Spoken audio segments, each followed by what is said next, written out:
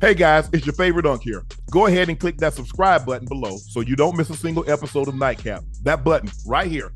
Come for the sports, stay for the stories.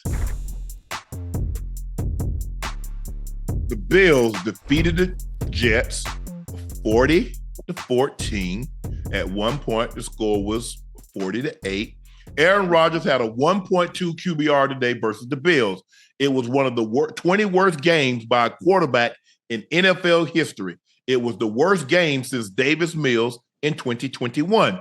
The Bills forced 3 turnovers, notched the safety, sacked Aaron Rodgers 4 times. Rodgers had a forgettable game with season lows in passing yards, 112, quarterback rating 44. Aaron Rodgers benched himself in the fourth quarter, essentially saying, you know what, Ocho, this is what he said. I mean, it was 33-0. We're sitting there, and I said, at some point, you probably go to Tyrod. Huh? Probably should have went to Tyrod about 5 games ago. Huh? Yeah. Mm-hmm. You know what? Hey, Bills, I need y'all to give me y'all vaccination status. Because that probably why y'all won.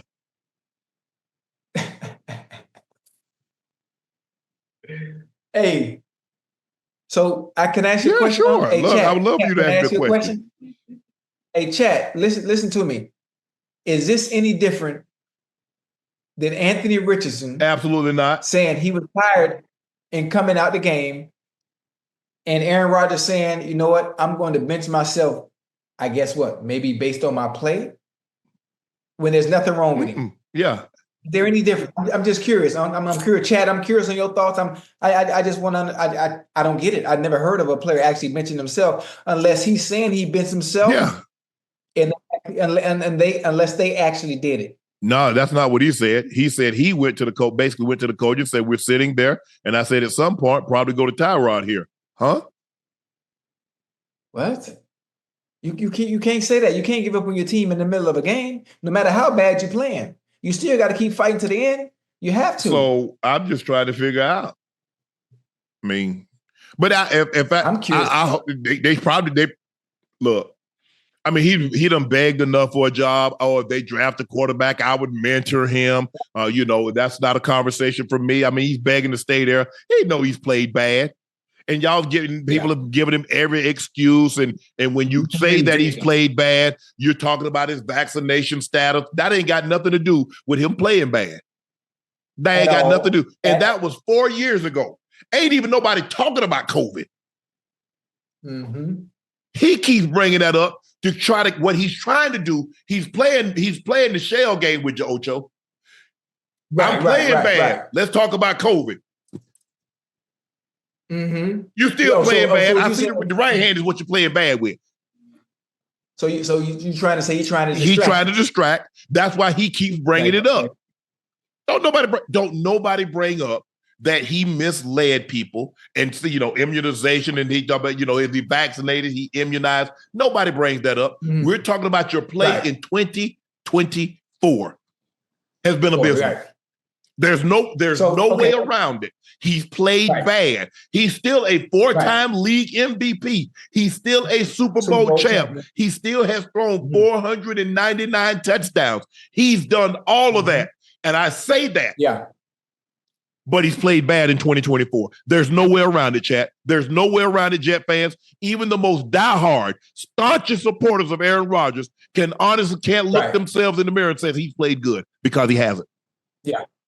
So with that being said, being that his 2024 season was abysmal, it's been bad. It's been really bad.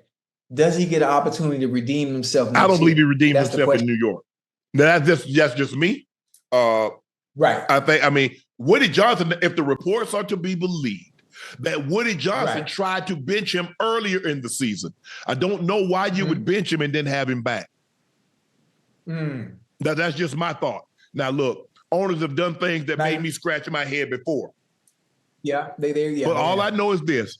They fired the coach, they demoted the offensive coordinator, and he's still playing bad. Right. So we realized Salah wasn't the issue. No. And like I said, players get coaches fired. Ocho, the thing is this is what you have to understand. when you bring a guy like that in, you basically turn the organization over to him. Yeah, Tampa did that for Brady. Broncos did that for Manning. The problem that you have to be careful with is that people sometimes that have power, they'll abuse that privilege. It'll tell you a lot. Give a person, if you want to know what a person, if people say, well, give him money, give a person power. Yeah. That'll tell you exactly who a person is. And that's tell you exactly who you are. Aaron Rodgers has 499 career touchdowns, suddenly 500 on like a certain thing. It's going to be interesting to see. Does he play? Does he start next week? Does he play next week? Right.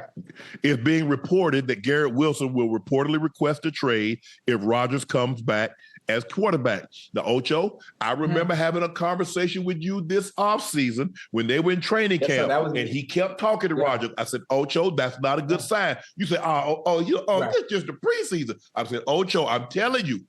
Yeah. He keep talking. Right. And I don't blame him. Right, go ahead. Y'all keep telling me. All I know is that when I had a lesser quarterback, I was offensive rookie of the year. Yeah, he was putting up the numbers. Now, I'm not saying he's not being utilized the right way, but I know what he can do. Yeah, I know what he can do. And there's nothing wrong with him. There's nothing wrong with him. But the quarterback play has been abysmal, and we've seen Aaron Rodgers before be able to facilitate the ball and be able to dish it and deliver it to multiple players at a time, because he did it for a very long time in Green Bay. Maybe he's just not the same quarterback we're used to seeing, because there's no reason Garrett Wilson to be upset. There's no reason Garrett Wilson, with his talent, with his skill level, and what he can contribute to that offense, there's no reason for this. And his time, he's young, he's not even in his prime yet, is being wasted in New York. It is. And that's look, guys. Y'all look, Ocho's has is a different way. I just call it like I see it. I don't have anything personal against anybody. I don't think I'm better than anybody. I don't care what somebody else is doing. I just look at it and said, okay, the guy's playing good, the guy's not playing good. And let me try to explain to you why he's not playing good or why he is playing good. And so that's why I just don't look at touchdowns, interception, sacks, blah, blah, blah. I'm trying to look at how it came. I'm trying to look at how it came to be. That's why we were able to look at the play and say, oh, that interception that y'all blaming on Russ? No. That wasn't Russ. That was Pickens. He quit on the route. Right. And so once he quit on the route, the safety said, why the hell am I going to get wide when there's not a threat wide? The danger is screaming up the seam here. Let me just cheat this here. Okay, thank you, Russ. I appreciate that. And everybody like, Russ, how could you throw that? Had Pickens not quit on that route and he stayed wide, that means Reed would have had to stay wide. And that means Freiermuth would have got over the top of it because he picked it. You have to understand, everything ties together, Ocho. We're talking about from a standpoint of running routes. We know how things tie together. Front side, maybe the front side, we got a dagger, hoping that safety get nosy, that we got the post on the backside. Over top. That's what they did with the Dino route. The Broncos ran the Dino to Marvin Mims Jr. Safety's already outside, so I'm going to get him a little further. Now I'm going to head back to the post. Safety ain't paying attention on the backside. Now I'm past you. So in offense, things tie together. It's almost like, rice and gravy. Cornbread and this, potatoes and that. They go together. And so you try to see, okay, this went together. But guys, at some point in time, even our favorite players, they're not what they once were. And they can't do it and that's the one thing is that you learn is that you can't do it consistently. You can have a game or two, but Aaron Rodgers to throw 300, 250. Aaron Rodgers hold on, how many interceptions? The man he probably got 3 seasons in 20 years in which he's had double-digit interceptions. Rodgers was throwing 45 touchdowns with 6 picks, 40 touchdowns with 4 picks, routinely. I'm not sure he has 100 interceptions total. Does he have 100 interceptions total? So that's when I told you the other night. I saw the graphic come up. And I'm looking. I'm like, man, what in the hell? If he does, he might not have but 102. He has the greatest touchdown to interception ratio in NFL history. Oh yeah. So he has 499 touchdowns, 113 picks. which is crazy. That's crazy, Ocho. Yeah, and that's why he's afforded opportunities, huh? That's why he's giving grace as the quarterback. Because of that, but people understand it, and they're gonna use that as a crutch over and over and over. He's gonna get another opportunity to play. I don't know if it's gonna be New York. I don't know if it's gonna be New York. Knowing Aaron Rodgers and the way he is, and the way he operates, he gonna want to come back. Here's the thing, Ocho. He gonna want to come back. As you get older, you don't get to make the decisions. Yeah. Think about it. Tom Brady didn't get to write his ending. Peyton Manning didn't get to write his ending. Montana didn't get to write his ending. Emmitt Smith didn't get to write his ending. There are not very many guys because once you get older, you don't get to write the ending that you want. But we got a small problem. The Jets have a very small problem. Aaron Rodgers might not be able to write the ending, right? But they can't close the page on that chapter because they don't have nobody to open the new book. Yeah, they do. Who? Hell, why wouldn't you go back to Sam Darnold? I like where you're going. You see, I like. You know what? I like Ocho, what you did. It's a lot. Sometimes, even in a relationship, the individual, the female or the male, can be paralyzed because they're so afraid that somebody might not out there. What am I going to do? Yeah, I know he don't pay for me. I know he beat on me. I know she cheat on me. I know this, but am I going to be able to find somebody else? You get paralyzed by that because you overthink said situation. Yes, sir. I refuse to be in a situation like that. Come on, man. I refuse to. I am not going to let you hold me hostage because I don't see it right now, something on the other side. Come on, Pastor. Because the Jets cannot see. Well, who's the quarterback right now that we can definitively say? Are you saying that there's somebody out there that can be worse? I mean, are you telling me, you mean to tell me you can't find somebody out there that can go 5-11? I mean, 5-12, that can go 6-10, that can go 7 and 9 and 8? They're right. You got to be kidding me. There's now no quarterback. Chad, tell me if I'm wrong. Do y'all believe that there's not another quarterback out there that can do what Rodgers did this year? Now, if you tell me you're going to give me 2020, 2021 Rodgers, I say, hey, bring his ass back. Yeah, most definitely. In a heartbeat. But that guy, Ocho, that guy, you would be in the playoffs. But he's not that guy anymore. Right.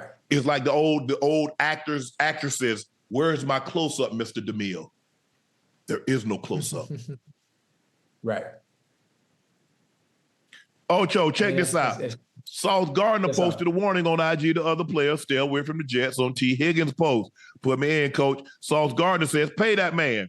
Sauce, tell him to come to the Jets. Sauce Gardner, I will not be telling him that. Sauce Gardner on if today's loss was embarrassing. Embarrassing? I don't even know if that's the word. You're telling me now it's 40-0? If you ask me that means the end of the season, obviously we're not going to the playoffs. Some people might have checked out.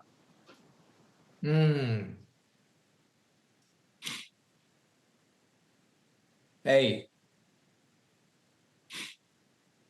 I like it. It's okay to be honest. It's okay to voice your frustration. It's okay to say how you feel without being PC. It shows people that you care. It shows them that you care. It's okay. And I think more players need to do it. I think more players need to do it. He ain't throw nobody under the bus. He ain't called no name. All he said, maybe some people about to check. I've been in situations before, Ocho. We're not going to the playoffs.